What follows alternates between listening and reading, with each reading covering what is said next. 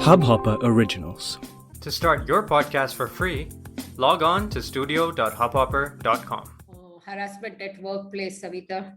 Still, right? Yes, I agree. it is still, and always it is not always black or white. Yes, You it's know, great. Yes, it is. There are a lot of shades of gray in that, and women are scared to open up and speak about it.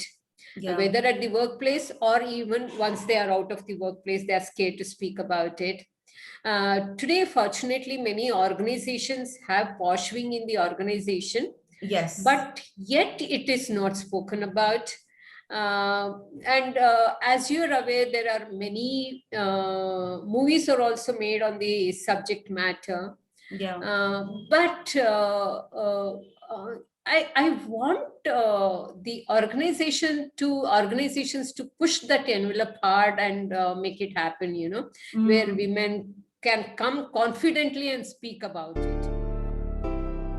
Hello and welcome to the Success with Savita podcast, where we share hot tips on how to do life and business without losing your mind. I'm your host, Savita Nanjappa, entrepreneur, high-achieving 9-to-5er turned transformational success coach, helping you create a wildly successful business.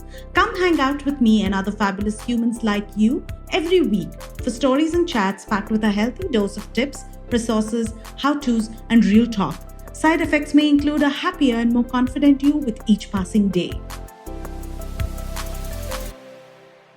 Hi, and welcome to the Success with Savita podcast. And joining me on the episode today is my guest, Sunitha Bharadwaj. As always, I would like to take a quick moment to introduce my guest to you today before we dive into the conversation. Sunitha Bharadwaj is an entrepreneur and startup wizard guiding budding entrepreneurs and empowering women. A postgraduate in mass communication from Mysore University, Sunitha did not stick to the prescribed roles or companies for a very long time. She started her corporate job at Manipal Group as head of corporate relations, and thereon, there has been no looking back. Moving on, she joined HSBC, worked with a few other companies in various roles, and then moved on to starting Atriium in November 2012. Unicorn Ideas followed in 2015, wherein she curates new ventures and helps new startups with her expert knowledge in corporate branding, marketing strategies, and operations management. Incubating new ideas is not just what she works on, but is her passion. Sunitha supports fresh talent and ideas in every way possible. She's a consultant to various startups and helps them in each sphere of business. She's adept at strategizing business scaling, funding, operations, brand, and marketing and customer acquisition strategies. Born in a highly educated and open-minded family, Sunitha has a strong desire to help empower women. She's the founder of two forums, BacktoWork and HomePreneurs. BacktoWork started as an inclusive forum for women, which helps women get back to work after a break. Founded in 2019, the forum is helping women to discuss their apprehensions, overcome their fears, and be a part of the workforce once again. While HomePreneurs is a forum for womenpreneurs where they can market their products, it's a marketplace where women can easily find buyers. Apart from working with people on their ideas, Sunitha also spends a fair amount of her time educating and talking to people. She's actively involved with startup programs in Bangalore. When asked about her idea of business and inspiration, Sunitha says, entrepreneurship happened accidentally, but today it is a passion. In 2011, when startups in India was in a nascent stage, we were a bunch of people who plunged into it. It was a time when we did not have mentors. We made a lot of mistakes and learned from it. She says, my inspiration is my father, who is no more. He fills positivity in me every moment. Join us in the conversation. Hi, and welcome to the Success with Savita podcast. And joining me today is my guest, Sunitha Bharadwaj. And before we begin, I want to start by saying thank you, Sunitha, for making the time to be here today. And I think our audience is going to enjoy the conversation we are going to have. So welcome to the show. Thanks, Sunitha, for the kind introduction. And honestly speaking, it is a pleasure to be on your podcast, Success with Savita. In fact, a big applause to you as you have created a platform for women to voice their voice, Thanks, Savita, because you have given us an opportunity to listen to such accomplished women speak. We cannot thank you enough for that. Oh, no, that's very sweet. Thank you so much. And I'm honored to have you on the show. And with that, I'm going to dive right in. I know we have a lot to get through, and I have a lot of questions for you. So I'm going to dive right in. And so I'd like you to start by sharing with us your journey. You had a very interesting journey. So please share with us your journey, how you started your career, what brought you to start your business ventures, and what have been some, I've come to challenges, but what are some challenges that you'd like to share as you're sharing your journey with us? I come from a very highly educated family. Mhm. My father is a recipient of Meritorious Award, and my uncle is a recipient of Padma Shri, and who was also an advisor to WHO. And all my aunts were highly accomplished, honestly speaking. My father had told his sisters that they have to be empowered. This was in 1940s and 50s. So you can imagine my father was such a progressive person, and he went on to support them to finish their education and become working professionals. So there was a lot of peer pressure on me. And I was a late born child, and my cousins, everyone was doing so wonderfully in their education. And the expectation to be at the helm of things was something. I was I was very different from any of my cousins or anyone. I was docile, meek, timid, low on self-morale.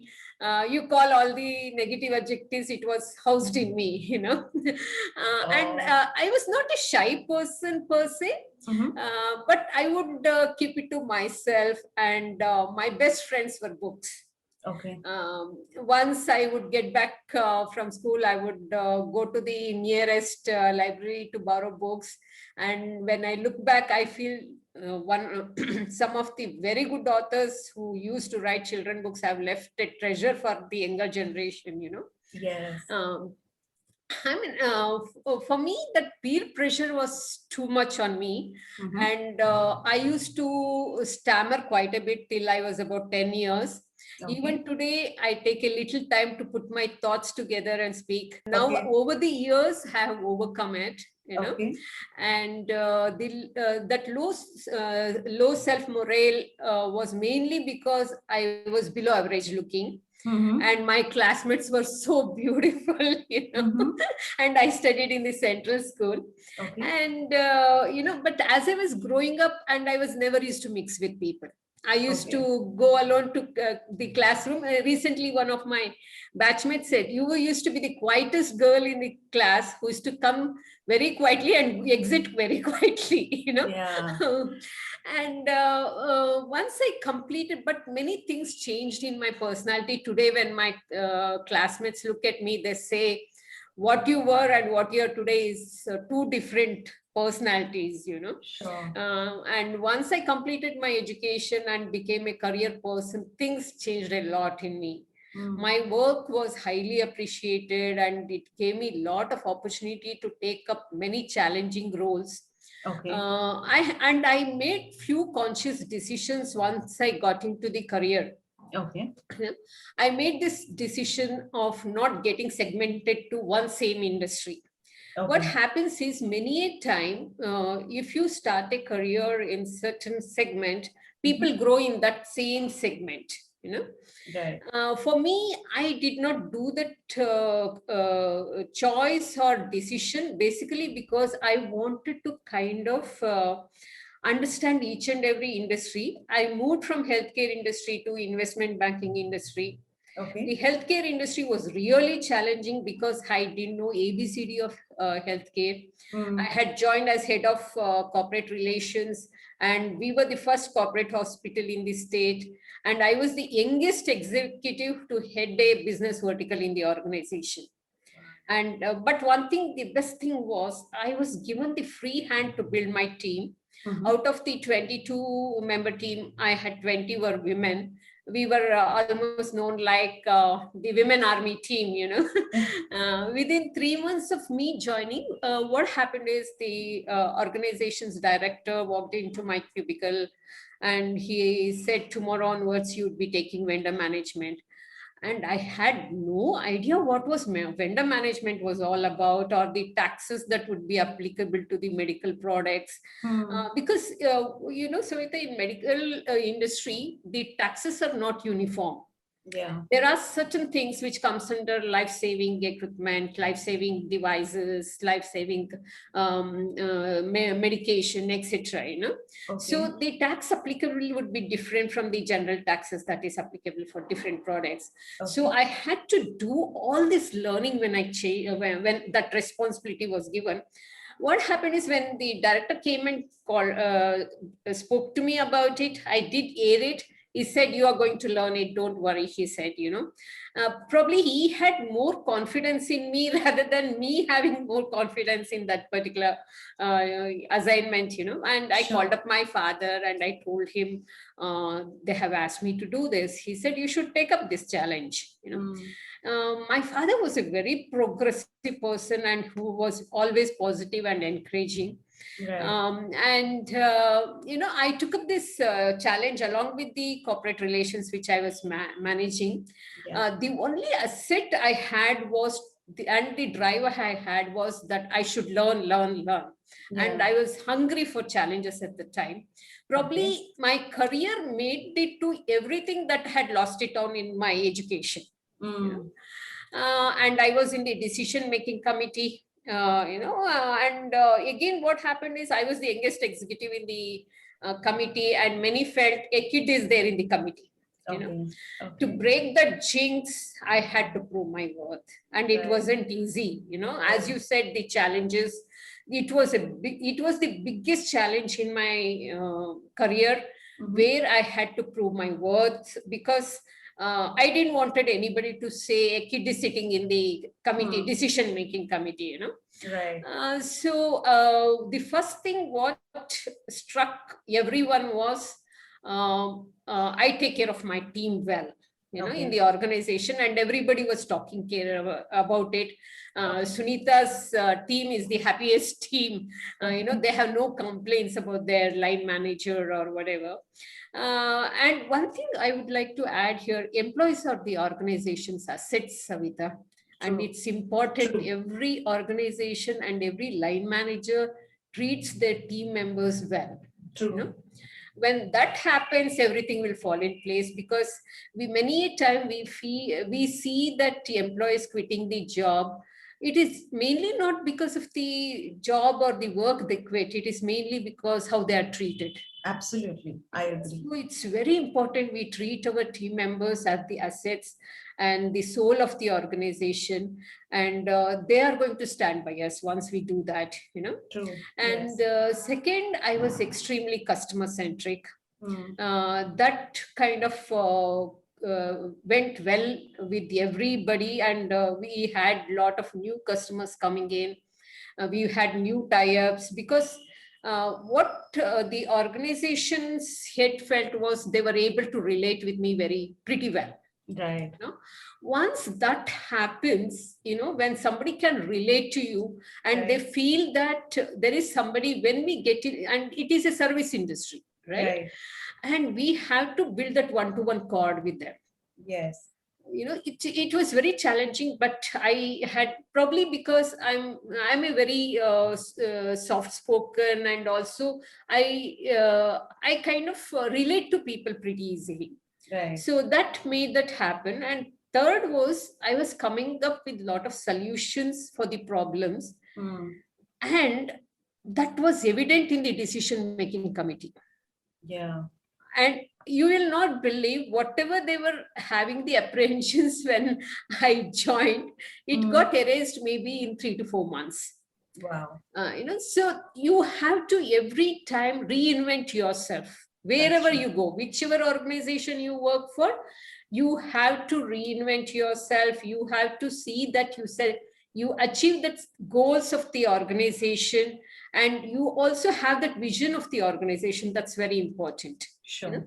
This experience kind of became I have this strong experience in operation excellence and customer experience, and I should thank for my first organization which helped me do this, get this experience. today, because of the experience, I'm able to advise new ventures, and I also advise them on the branding strategy, many of the startups, which I will talk to you a little later. Sure. And one is, you have to be hands-on on what is happening around you. Yeah. If you want to become an advisor to startup venture, or you want to handhold any ventures, you have to be up to the mark. Right. If you're going to lag back on that, just kind of backing onto your experience, what you have gained, that is not going to happen. Sure. Every time you have to keep on reinventing, evolving yourself, trying to understand what's happening around you, the new technologies, the new things that is happening. Only then you'll be able to make a mark. Right, absolutely. And what made you then leave the working organization and move on to starting BacktoWork and HomePreneurs? This happened quite organically, honestly, Savita. Yeah. While I was working in the investment banking industry, I took a break of about 3 months, because somewhere I had the guilt that I was not giving enough time to my father. I had lost my mother pretty way back, So, and since I was a late born child, when my mother passed away, my father was 72 years. And he was consulting to various organizations in Mysore. I was born and brought up in Mysore. And I did all my education there. Honestly speaking, Mysore is a wonderful place for education. Of course. And a nice place to live too. Yes, of course. Yes. If you give me a choice today, I would run there. Yes, I'm sure. Yeah. So, he was consulting over there, and I brought him to Bangalore because my career was here, everything. And I got my brother married, and he had to leave. His company posted him to Shanghai, eventually to Germany. And I was taking care of that, but somewhere I was feeling that I'm not giving my father enough time. So, and we women somehow go through that subconscious guilt somewhere. Yes. But my father was like always encouraging, you have to do that, you have to come up in life, and you have to have he was the go-getter kind of father. And in fact, many of my friends have said, Sunitha, we should have had your father as our dad, Yes. Because my father celebrates girls in the family. Wow. In fact, all the girls are much highly educated than the boys in the family, I must say. That's wonderful. That's wonderful. Sure. What happened was, I took a break for 3 months. I did not have that schedule of 3 months or something. I went to the global head, and I told him that I'm putting my papers, etc. He said they were not ready to relieve me. He said, Amma, you want to take care of dad? I see, between you and me, I'll give you 3 months leave. You spend time with, or 5 months you want, you spend time with daddy and you come back. But I felt I'm creating. I did take a day's time to get back to him. And once I got back to him, and I told him we could be kind of creating a wrong precedence in the organization. Tomorrow somebody might ask, you did this to Sunitha, why not me? I don't want to do that. If I want to come back, I'll definitely come back. And this organization has given me so much, See, one thing, what you can see here is, Savita, I had created a credibility there.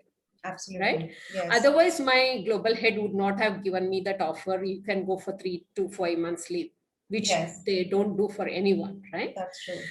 Anywhere you work, you have to create that credibility. That is very important, whether it is a man or a woman. I feel. And what happened is, I came out of the organization. I was spending some time with dad. And one day what happened, one of my known people called me and said, Sunitha, this is something new which is coming up. It's an online venture for education. Do you want to kind of give a try? Do you want to meet the founders? They said. Okay. Now, online education in 2009 is something unheard of, right? Right. And at the time, a trickling of online ventures was happening. Of course, Flipkart was there, and Flipkart was only catering to books at the time. Yes. And Make My Trip was there, Naukri was there. They did, none of us kind of aligned them as the online ventures at the time. Today we have that online ventures bracket, right? Yes. So I said, I don't mind meeting. See, as I said, I was always open to new challenges and evolving myself, etc. I said, okay, I'm ready to meet them.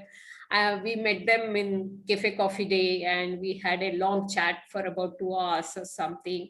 And probably we had about 8 to 10 meetings or something, And at the end of it, they asked me, would you like to be the head of operations and drive the center, this one. But it was, honestly speaking, we were all go-getters who were doing so much for this venture. But online education, we were too early in the market. Okay. People were not accepting it. Okay.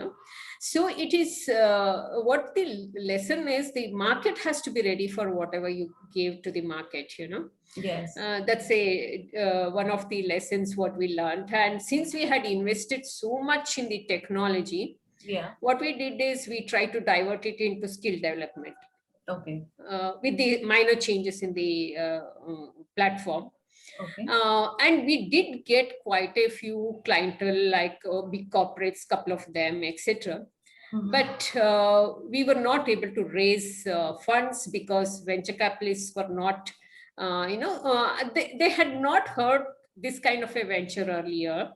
And they were also in a very nascent stage to understand the entire startup environment. Okay. I'm talking about somewhere in 2010, 2011. By 2011, Flipkart had raised its major money from Tiger Global, etc. Right. That was a kind of landmark which created in the Indian market. Yes. Okay, and they had also bought the other items like electronic goods, etc., mobile, etc. Yes. Yes. So we were almost in the same time all this was happening, but still somehow we were not able to get that click with the investors to invest in us. And we had kind of invested a lot of money in technology and the human resource, etc. Sure. We tried for equity funds, debt funds, everything. And the founder said it is getting difficult and we cannot, go forward with this. Sure. And what had happened is I was into, I was in many startup forums at the time. I used to meet so many young founders, etc. And that was a very good time period, Savita, because so many founders, we used to exchange so much of thoughts without any inhibitions. Right. Any problem, we would reach out to each other. I'm going through this hassle. How can we kind of get out? And it was an open thing where we used to kind of openly discuss so many problems, and we used to kind of understand what is, because it was in a nascent stage, right? We used to we were also evolving with that. Right. And when this was happening, and many startup founders, since I was giving a lot of advices to many people because of my experiences, they kind of asked me, can you handhold our ventures? Okay. So I said, why not? That was the happiest thing that I could do to them. And giving my knowledge to any organization is the first thing I would be ready to do. Yes. Then I said yes. And I started with the 2 ventures which came to me. And it word of mouth, what I was making them happen with their ventures, word of mouth, I got many more founders reaching out to me. Okay. But I made it a decision. I don't take more than 3 to 4 ventures at a time, because see, if I have to give the time, means I have to be honest to what I bring onto their table, right? Sure. I just because people reach out to me, I cannot take everything, and I cannot do justice to every venture, right? So I made it very clear, I'm going to take 3, maximum 4, and I will give my time, full time for them. When this was happening, and I was meeting many people in many startup forums, and even I used to get into this, I used to go to the women forums as well. There, many girls reached out to me and they said, we have taken, I was telling them that I had taken a break for 3 months to take care of my dad, and this happened, right? Then they said, we are finding it difficult to get back to work after we took a break, Now, it was not just one or two, many girls, many women voiced it out. Then I felt, why not I help them to kind of, bring them together, voice it out, what is that problems they're going through. See, job portals are there, everything is there, but there is no forum for them to discuss what is the hassles they're going through. Yes. Right? See, some may be going through because of the, they have quit their job 4 years back and the technology has moved forward from what they were, right? Sure. Yes. It could be the career goals or set goals or new technology they have to acquire, new knowledge they have to acquire, or it could be even the problems at home. See, when a young mother to leave a 3-month baby at home and to go to the workplace is not an easy thing for her. Yeah, and we shouldn't even be asking people to leave 3-month-old babies at home. So there were so many hassles these women had, and I felt, why not create a forum for these people to voice it out? See, we have a career portal. There are so many career portals where they can apply online, etc. But there was no platform for them to discuss. Right? That's how I created this Back to Work was just not about creating a platform for the jobs itself, but also to air their grievances, their thoughts, their processes, what they want to say, and if they want to kind of, what they want to do next in their life, right? So I wanted to be a guiding spirit over there. Awesome. This happened, and along with that, in that same forum, in the many forums that I used to meet women, many of these women were doing small little businesses in their from their home, and they were very good at jewelry making. They were very good at selling clothing. They were very good at selling artifacts, etc. Sure. Not selling, making, sorry. Yes, they were very good at, but they didn't know how to reach out to the customers. They didn't know how to brand themselves. Yeah. So, and honestly speaking, they amount to 32% of the GDP of our country, Wow. Savita. I didn't know that. I didn't know that at all. Yeah. And they honestly, it is an unorganized sector. Yes. Now, slowly, government has started to kind of recognize this particular sector. Yeah. And I felt, why not I help them? See, and I did my mass communication, and I had the backbone of branding strategies. And, though I was in my healthcare industry, though I was taking care of corporate relations and vendor management, I was also helping them in the branding. Because we did not have a separate branding and communications division, I myself was doing all this, Okay. So I have this backup. Why not I help these people, So I started helping these homepreneurs. I created another platform for them, for homepreneurs. Okay. And I started helping them in branding this one, and how to reach out the customers, and how customer centric they have to be. Many a time when you are an unorganized sector and you're not a branded item, the demands of the customer also becomes more. Yes. Right? And there are times these people will have to say no also, but they do not know how to do it. They succumb to the pressure. Yes. Right? Yes. So these are the time, this is the areas where I kind of started helping these people. So Okay. that's where I am. I'm continuing to do it, and Back to Work is moving forward now. Shortly we are going to create a platform so that we can bring in much more conduciveness for all these women to talk about it. Like what you hear so far? Make sure you never miss a show by clicking the subscribe button now. Stay tuned as we take a quick break, and we'll see you on the other side of the show. Nice. That's amazing. And I think your journey has been, it's had its own, like you said, organic, And there have been some choices and decisions that you have made. And I think you have added so much value by creating Back to Work, Homepreneur, and also, of course, mentoring startups. So Yeah. I want to ask you my next question, which is, where do you see women in their career? And what are your thoughts on empowerment? Okay. I would like to share this small little incident, Savita. As I said, I have been in many women forums. A few months back, one lady called me up and asked me my career advice to her. She had quit her job about 12 years back or something. And 5 minutes into the conversation, she broke down. And she was crying her heart out over the phone. And I also became a little shaken and speechless at the time because I did not expect it, right? Okay. And once she was able to speak, she said she has lost her identity. Okay. That something should not happen to anyone. Yes. Everyone should have their own identity. When do a woman lose her identity? It is because she feels she's not being recognized, right? Yes. When do that happen? Women, that is the reason I kind of stress upon that women should be empowered. I would say it's very important that women are empowered.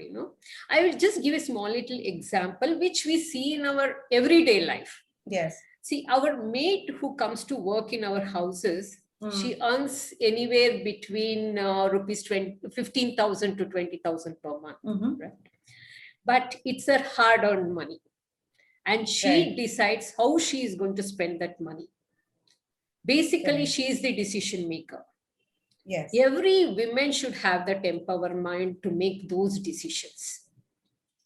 Today, see, once that happens, once she is capable of deciding that factor, naturally the confidence comes, the empowerment comes, your identity is recognized.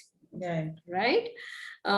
So today women, why even young girls have a lot of clarity what they want to do, and I get overwhelmed when I see them and so many wonderful women who have achieved so much, whom I see, and women are doing pretty well in the careers and even as entrepreneurs. And the young women of India have so much of confidence today, and they have vibrant talent, and they are go-getters. I did not have honestly speaking, I did not have the same confidence or courage to do things when I was young. Honestly, it is so inspiring to see this in today's young girls. The only thing I want to see that is a women-led venture becoming a unicorn here in India.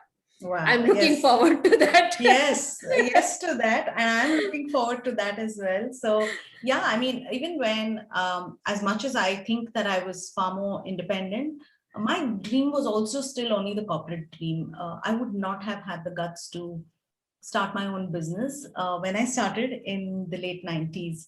So I get what you're saying, and true, now it's changing, and so that's something that is that's a good progress. And yes, no one should lose their identity, that's for sure. And with that, I want to ask you, what according to you then are some of the topics concerning the problems that women face, but we don't speak about it much? Harassment at workplace, Savita. Still, right? Yes, it is still, and always it is not always black or white. Yes, it's gray. Yes, it is. There are a lot of shades of gray in that, and women are scared to open up and speak about it. Whether at the workplace or even once they are out of the workplace, they are scared to speak about it. Today, fortunately, many organizations have posh wing in the organization. Yes. But yet it is not spoken about. And as you're aware, there are many movies are also made on the subject matter. But I want the organizations to push that envelope hard and make it happen, where women can come confidently and speak about it. Absolutely. That's something I want that to happen. Let's hope it is going to happen sooner. I'm so glad you brought this up, because you would think that someone like me would speak up. But till it started coming into the mainstream conversation, I wouldn't even know who to go and speak about this to, whether we will be blamed, what's going to happen. So I'm so glad you brought this up. I think you're bang on. See, what happens is, Sarita, when we speak about gray shades, it could be even like your appraisals are not done properly. Yes. Now, how are you going to kind of go and speak about it? Right? So I tell everyone, see, many people come to my career advice. It is just not women, even men come to me here. I tell them, see, whatever you do, see, in a team, there might be 20 people or 30 people. Your manager cannot keep track of everything, right? Yeah. You better always have a diary and mark what your achievements have been. You make it, because I used to do that. Okay. In my organization. Basically, I am that old school thought where I used to write the diary, and I used to make mark of the diaries. I mean, what I mean is, even the career things, I used to make a diary, what happened on that particular day or whatever. But that provided me a kind of backbone when I was sitting for my appraisals. Okay. See, for a manager, he has, as I said, he'll be having 25-member team or 30-member team, and he can't keep track of things, right? So you better sit with your achievements written, and where you can kind of substantiate what you have achieved in those 6 months or a year's time, right? Yeah. So your appraisals doesn't kind of get jinxed at all. Okay. Yeah. So whether I was coming back to this one, the gray shade of harassment or whatever, it could many a time happen during the appraisals as well. And how are you going to pronounce it to anybody? Yes. Yeah. That's where we have to kind of probably the organizations have to kind of sensitize certain things. And women will get more confident by it, that they have got these right parameters in their appraisals, etc. Because that is the appraisal is the benchmark for any women or any man to move forward in their career. Yes, right? In the corporate world. So in the corporate world. So that should happen, Sunitha. Sure. Absolutely bang on. I'm so glad you brought this point up. And so here's something that I've taken away from our conversation so far. You're someone who has taken initiative. You have been driven in your own career, but you've been very customer centric. You've been solution oriented. You are, you treat your employees as an asset. So what are some choices you have made or traits that you have, which you think has led to your success that I've not covered here? I have taken risks and challenges. Let me be honest. See, when I moved from healthcare industry to unknown investment banking industry, it was a total diverse, that was something which I made a career choice, which I've taken a challenge, risk at every point of time. It doesn't mean that when I went into the investment banking industry, I was bang on from day one. But the only thing is I wanted to take up the challenge. I wanted to learn and make it happen. Okay. Any industry, any person, I will tell you, you want to make change in your career, please think about it. But you be confident with your own self that I'm going to make this happen. Once that confidence is there in you, you will be able to achieve what you want to achieve. And why I'm saying is people usually do not move from one industry to another industry. Usually people take the safe route of being in the safe zone in the same industry. Right. Okay, I have been in the IT industry. I will grow in the IT industry, right? That's been the choice every time. So today, what is happening in the startup environment is people like to have multiple experiences. Okay. They do like the domain expertise at the floor. Yes. But when you want to be at the top of the helm of things, they want multiple experiences to bring onto the table. right? Right. So once you get into this one, see to it you master it. You should know as much as the forehand as much as the backhand of your hand. When that happens, you are at it. Yeah. So that's something I tell everyone. Okay, amazing. And then moving on, what does a day in your life look like today? And how do you balance it all between work and other projects? What does a day look like? I love looking at people's days and how they look at it, what happens. So yeah. I'm an early raiser. Okay.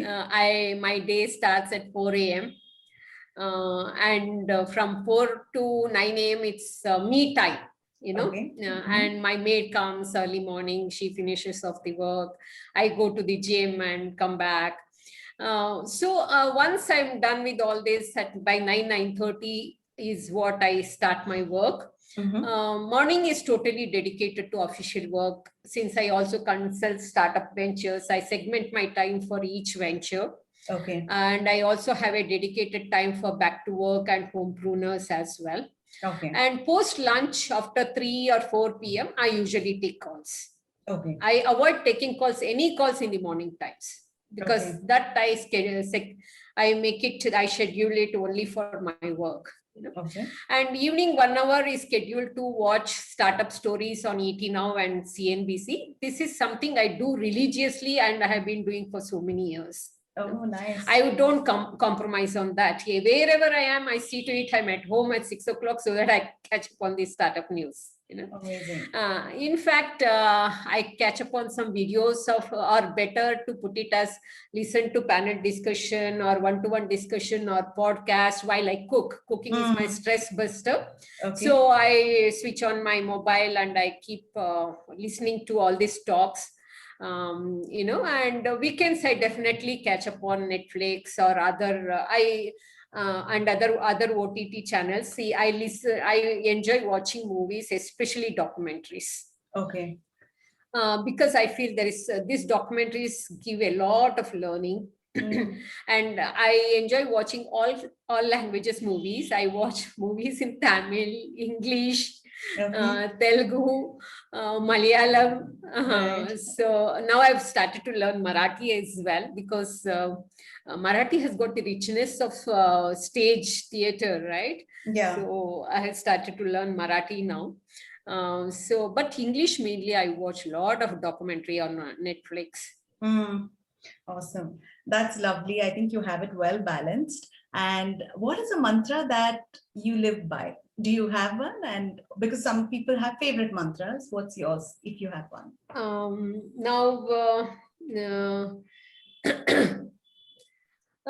One is take the challenges and risk and convert them into an opportunity. Okay. And do not compete with others. Be your own competitor. Okay. I want, you should be your own yardstick to measure your success. Yeah. Which is hard. Yes. One should always say, have I done better than what I did yesterday? And stop comparing yourself with others. You are you and you are special, right? You are special, and you should treat yourself very specially. And for career women, I would say build your credibility in the organization, and do not get shaken up by failure. Come back stronger. While we work on our strengths, what I mean is, while we work to strengthen our weaknesses, we should also not forget to strengthen our strengths. That's very important, Yes. This, what I learned from strengthen your strengths, I learned it from Arpita Purohit. Yes. Her Lady or Boss book. Correct. Yeah. That's where I felt she's so right. Many a time we keep on working on our weaknesses and we do not, we forgo our strengths, right? That's right. So it is very important that we also work on our strengths. Right. And I think you have literally answered my last question, which is, what is a piece of advice to women who are listening to this episode? And you've covered it. Any last words before we yes, close the interview? this is something, yes, many of us say that for women, especially that you have to network, right? Yes. But, just networking is not enough. I would say that nurture those professional network or relationship you have built. Absolutely. That's very, very important, because I see they connect on LinkedIn and they leave it over there, right? You have to nurture it. Yes. And also celebrate your connects, achievements. Send a personal note. It's very important. This is something women lag, I feel this should be done. And in fact, you're a cue here, Savita. In one of your podcasts, you interviewed Priscilla. Do you remember? Yes. Right? You had met her in Women Economic Forum. That's right. Right? You nurtured that connect and you were able to interview her. Yes. Right? Yes. And everyone has to do that. Yeah. Right? That is called nurturing and keeping in touch, and being with your connection, and you're celebrating them. That's when you're going to make it happen. Wow, wonderful. I completely agree with you. I'm so glad that box is picked for me, in the sense that comes naturally. I do that. I work hard to make sure that the network that I'm building, the connections that I'm building, I'm investing in those relationships. Correct. So yes, Correct. I thank you. That resonates so much with me, and I'm sure it will resonate with my audience as well. With that, we come to the end of this interview. Thank you so very much. This has been a very, very interesting conversation, and I'm so thankful, once again, grateful to you for making the time, being so generous with your time to be here today with us. So thank you so much, Sunitha, and I'm sure the audience will enjoy this conversation. Thank you for listening to the podcast. If you like this episode and you want more, you can go to the show notes on my website, which is successwithsavita.com/podcast. If you like what you've heard so far, I would be grateful to you if you could leave me a 5-star review, subscribe to this podcast, and share with a friend who may find this useful. You can also follow me on my Instagram @successwithsavita and DM me any questions you may have, and I will be happy to answer them for you. Until the next episode, believe in yourself and all the best to your success. इस hub hopper original को सुनने के लिए आपका शुक्रिया। अगर आप भी अपना पॉडकास्ट लॉन्च करना चाहते हैं, तो हब हॉपर स्टूडियो वेबसाइट पे रजिस्टर करें और 1 मिनट के अंदर अंदर अपना खुद का पॉडकास्ट लॉन्च करें। यही नहीं, स्टूडियो देता है आपको पूरी आजादी कहीं भी कभी भी अपना पॉडकास्ट लॉन्च करने की, सिर्फ 3 आसान स्टेप्स में। तो साथ में अपना पॉडकास्ट शुरू करने के लिए तैयार? Just hop on hub hopper, simply content.